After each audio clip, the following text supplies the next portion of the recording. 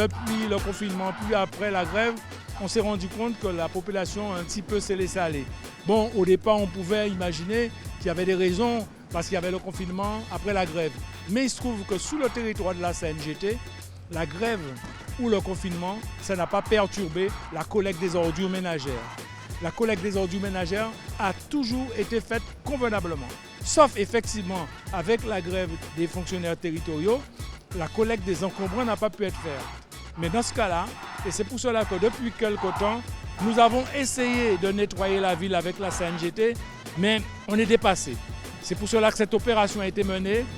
Le maire du Moule a décidé de mener une opération de salubrité publique à Moule sur toute une semaine. On nettoie partout et après, on avertit les récalcitrants, on va les verbaliser.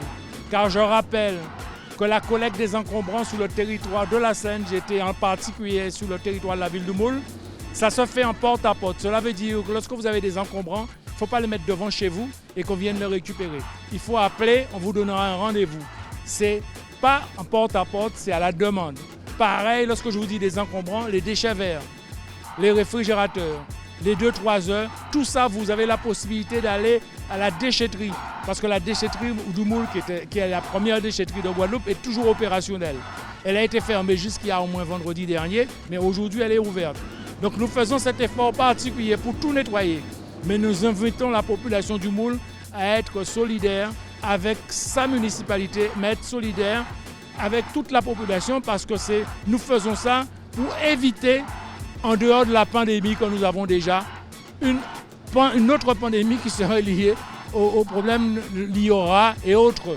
Donc voilà, c'est très important et c'est très difficile à expliquer à la population parfois, mais il faut bien comprendre qu'un détroiseur, c'est-à-dire qu'un réfrigérateur, un congélateur, un four à micro-ondes, il faut que vous alliez à la déchetterie. D'autant plus que lorsque vous achetez un nouvel appareil électronique, vous devez donner l'ancien appareil à celui qui vous a vendu le nouveau. Parce que c'est comme ça. Il faut... Par contre, si vous avez votre voiture, on vous invite à aller à la déchetterie. Elle est ouverte du lundi au dimanche. Et je peux vous assurer qu'il y a plus de 200 visites par jour à la déchetterie. Donc on a les moyens, on a mis les moyens pour la population. C'est ce que j'avais envie de vous donner comme information. Nous faisons cet effort tout particulier pour nettoyer la ville, mais de grâce, laissez-la propre.